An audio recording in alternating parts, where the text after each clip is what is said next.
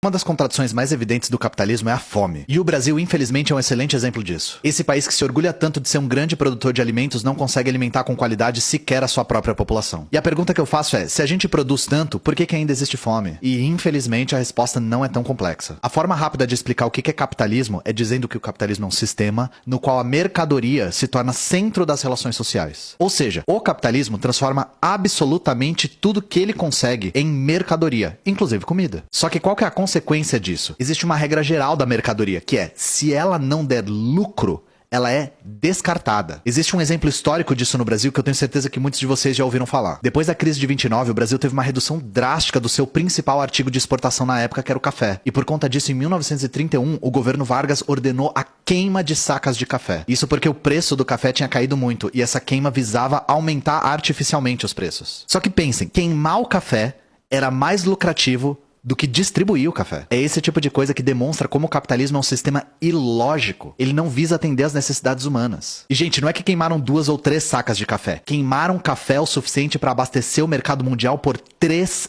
anos. E isso não é um episódio isolado na história. Esse ano mesmo a gente teve a França destruindo 250 milhões de litros de vinho pela mesma razão. Essa destruição da mercadoria para controle de preço acontece em menor escala o tempo todo no capitalismo. Por isso que eu disse que a explicação não é tão complexa. Enquanto a comida for mercadoria, vai ter fome no mundo. Se a comida for permanentemente acessível e abundante, ela deixa de ser lucrativa. E a gente tem capacidade de alimentar a humanidade com quantidade e qualidade há décadas já. Ah, Ian, então você tá defendendo que a comida simplesmente seja distribuída?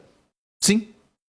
É exatamente isso que eu tô defendendo. Exatamente isso. Não é à toa que a União Soviética comia mais e melhor do que os Estados Unidos. E não sou eu que tô falando, é uma fonte bem insuspeita chamada CIA. Não caiam nessa balela de tal bilionário disse que ia resolver a fome no mundo. O problema não é falta de dinheiro, o problema é a lógica da mercadoria. E pra quem for defender aqui nos comentários que a comida continue sendo mercadoria, eu acho que no mínimo você deve ser um executivo da Nestlé, senão eu tenho más notícias pra você.